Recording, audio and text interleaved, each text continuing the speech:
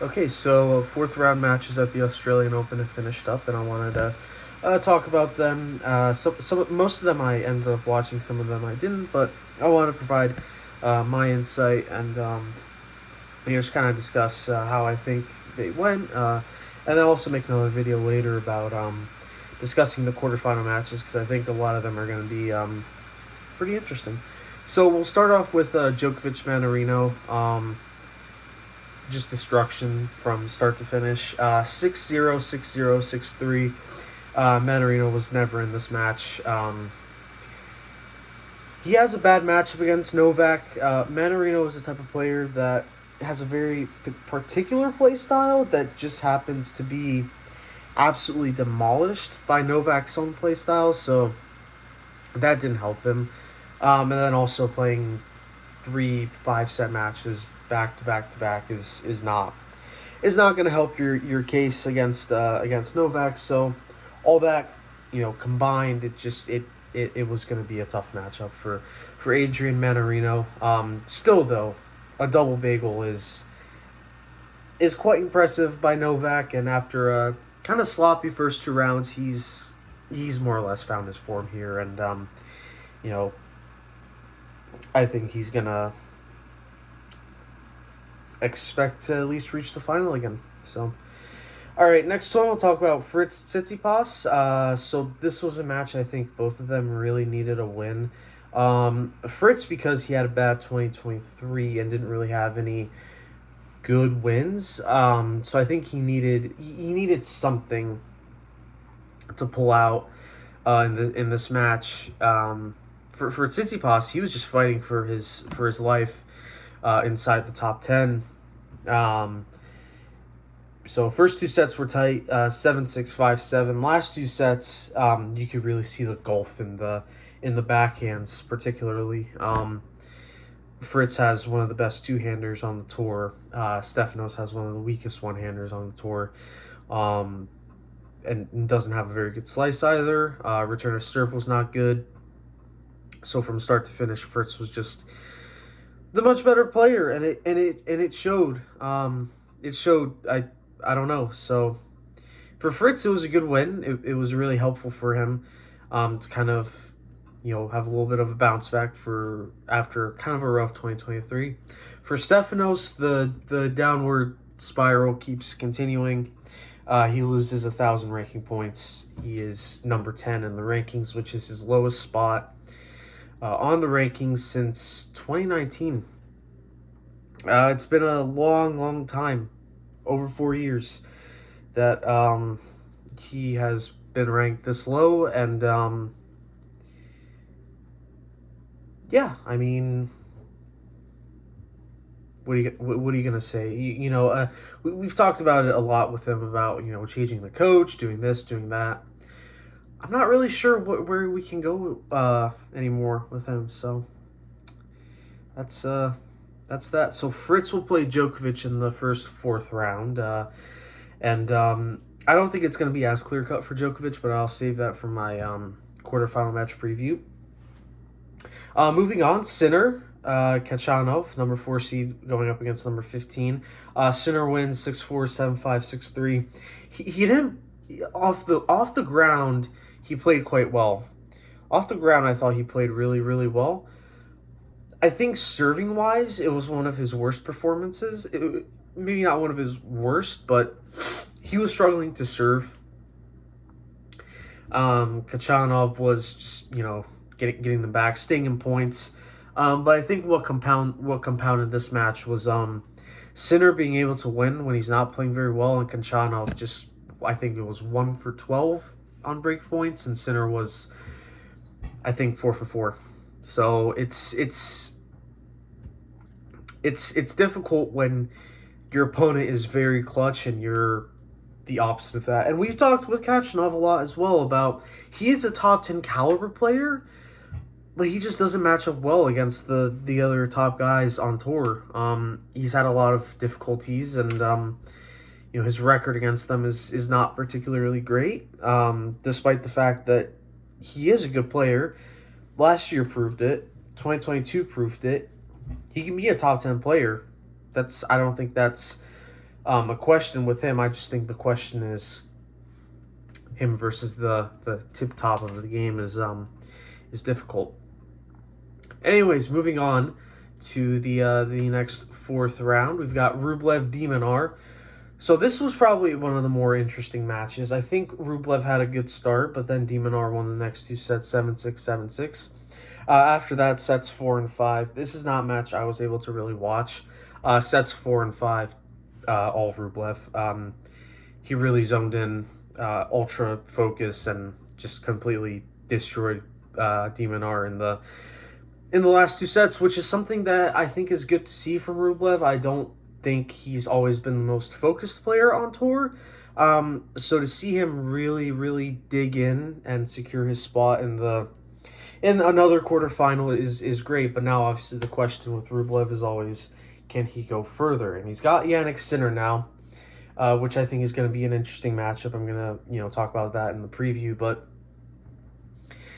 yeah, I think Rublev, he's had a good tournament. He's a good player. He's clearly number 5 in the world, so just go from there. Next up, Arthur Kazal against Hubie Hurkacz. I didn't watch this match at all. Hurkacz won 7-6, 7-6, 6-4. From what I saw and from what I read, Hurkacz was just a very good serving performance. His return is not very good, but the thing with Hurkacz is that he's got such a weird game. It's a very Medvedev-like game where he grinds a lot, he makes shots, he's lanky, and he has a big serve, so he can get out of tough situations. The difference between him and Medvedev, and why Medvedev is as good as he is because the return of serve. He hits a lot more returns into the court, and Hurkacz struggles a bit on the return. So, it was a good win for him. He had a rough 2023 for a long time there, but really found his form near the end of the season. So I'm happy for him. I think he's a good player, and he's also pretty nice. So, nothing negative for me to say for Kazal. It's his breakout tournament. So, I think that will help him, push up a little bit more into the rankings, hopefully, and we'll see where it goes for him. Medvedev Borges. So, I watched this match start to finish, and one thing I can say about Medvedev is that he hasn't looked good. He hasn't looked good all tournament, quite literally. I mean, the first round was terrible. He only won because, he was gonna win anyways, but he played a world number 135 who was cramping and lost the set, which isn't ideal. Comes back 2 sets to love down against Ruusuvuori, not because he did anything, but because Ruusuvuori just choked. He beat Felix in straight sets, which is good, and here he struggled against Borges, but it really shouldn't. It's weird because first 2 sets, first set easy 6-3, second set is tough, but he gets it in the breaker 7-6. Third set he's up 5-2, cruising. Borges holds, and then the next game Medvedev gets broken, and then the next game he's up 5-4, 40-15 on the board, just serving. We're like, okay, he had a bit of a hiccup, but he's gonna win one of these next 2 points. He's gonna win the match. He doesn't, and Borges holds. Medvedev freaks out in the next game. Lots of double faults, yells at his box, just complete implosion. Borges breaks, then holds, and wins the third. So all of a sudden, the match that should have just been straight sets, all of a sudden is now gone to 4. And it's always this thing with Medvedev where he loses sight of where he is in a match. He loses his mind a little bit, and it cost him.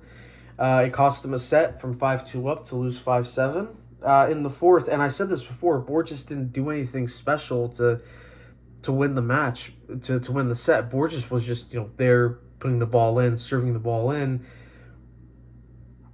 and Medvedev was just imploding on his own. And I knew that if Medvedev just refocused, that fourth set would have gone quick, and that's what happened. 6-1 fourth set. So it shouldn't have been.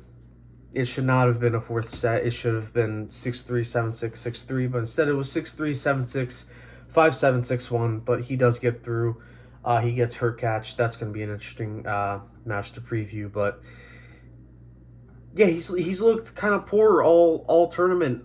He's just kind of trudging through the draw, and now he's going to play genuine top 10 player, and then after that he's probably going to get Alcaraz. I'm not sure who he gets, but I'm not confident that Medvedev can beat one of Alcaraz or Djokovic. I just don't see it happening at this tournament for him. Zverev Nori was probably one of the more interesting matches. Zverev won 7-5, 3-6, 6-3, 4-6, 7-6, 10-3 in the last breaker. Very back and forth match. Nori definitely had his chances. He played really good, and I think this was a match that Nori needed very desperately, because he again had a very bad 2023, and he really wanted to get back to his top 10 form, at least top 15 form. So it was a good tournament for him, but it was a really bad way to end the match after quite literally outplaying Zverev in the later stages of that match. Just Zverev kept the ball, and Nori couldn't. He kept trying to attack, and it didn't work. And that fifth set tiebreaker was just a mess. Just Nori was never in it. Zverev, I think, won 7 straight points, something like that. I mean, it was just a mess, and Nori was out of it from the beginning. So Zverev moves on, and then talking about the last fourth round match, Alcaraz Kecmanovic, destruction. Kecmanovic is a player that has shown he can tango with some of the top guys. He's pushed Djokovic and Alcaraz to 3 sets before, but this was a beatdown. Alcaraz is he played really well, and that was the thing that I said, was that Kecmanovic isn't playing bad. He really isn't. He's getting the ball in. He's putting pace on it. It's just Alcaraz is just different level player, and it was difficult to watch at times from a Kecmanovic point of view, because you want him to succeed, and you want him to push up into the rankings. I like him, but he's very one-dimensional, and trying to outmuscle Carlos Alcaraz probably isn't going to work. I know that's your game, but that's just not going to work against Alcaraz. So yeah, I mean, loses the first 2 sets, 4-6, 4-6. Alcaraz playing ridiculous final set. You go down early, 2-love hole, and it's kind of like, well, I think he mentally checked out at that point. Like, well, it's not going to happen. It's not going to happen. Alcaraz just kept rolling and took the bagel. So 6-4, 6-4, 6-love for Alcaraz. He gets Zverev next, so that's going to be another interesting match that I'm going to preview in the quarterfinals. But yeah, that is the fourth round recaps. For the losers, Khachanov loses ranking points, but I think he can get them back. For him, it's another loss to a top player, and it weighs on your mind heavily. For Mannarino, he had a solid tournament. He had a really good end to 2023. He had a solid tournament here. I don't think there's anything to be really, really disappointed about or angry about. It just happened. For Stefanos, it's, again, we talk about a lot with Stefanos about where he's going to go, what he's actually going to accomplish. This is a step backwards. That's it. It's a step backwards for him. For Nori, good tournament. Step in the right direction, although he really would have wanted that one back. For Kazaa and Borges, this was their breakout tournament. It was great to see 2 guys that were a bit unknown in a swamp of seeded players, really push through in a later round and make up some ground. Borges, I think, made his top 50 debut. I'm not sure where Kazal went, but good tournament for both those guys. De Minaur, it was better than last year. Last year he got to the fourth round and we don't talk about it. That was that was that was some match I watched. I mean, hands up, I just don't really know what to say about that match against Djokovic. It happened. That's all. You can look up the score. You can look up the highlights. I'm not going to talk about it. It happened. This year was a lot better, though. I mean, he pushed Rublev, another really good player, to the brink. It just didn't happen in the fifth. And I think for Alex, a lot of it is maybe figuring out how to pace yourself a little bit in matches. But yeah, he's definitely a top 10 player. He just drops out of it next week's ranking because Hurkacz and Fritz push up further. So. But yeah, nothing he could really have done differently. I just think Rublev was definitely the better player. And for Kecmanovic, he's been very up and down. We still don't know. He's been on tour for a while now. We still don't know what he's going to really do. I think if he can get into the top 15, that would be a good career for him. I don't know if he's a top 10 guy. He's certainly not a top 5 guy. I can't see that. Just does not have the variety to do it. He had a good tournament though. I mean, he beat Tommy Paul, he beat Jan Lennart Struff, two really good players, and it was definitely a good tournament for him. But just this match I think shows to me that top 15 might be possible, top 10 at a stretch, but top 5 I just don't think is going to happen for Miomir. So. That's all. Anyways, I will make another video discussing the quarterfinals in a bit. I think we have a lot of interesting matchups in the quarterfinals. A lot of seeds, by the way. Number 1 versus number 12. So didn't lose that much there. Number 4 against number 5. Number 6 against number 2. Number 3 against number 9. So, all the best players are there. So it's going to be a very interesting quarterfinal roundup. And then semis, then the finals. So lots of interesting stuff to talk about, lots of interesting matchups. It's not as cut and dry as some people may think for certain matches, and I'm gonna discuss them and share some of my predictions. So anyways, thank you again for watching this video. I appreciate the support for anybody that watches. I'm just kind of putting these out there to voice an opinion and see if anybody wants to watch it and may enjoy it. So anyways, thank you so much for watching. Hope you enjoyed, and see you in a bit.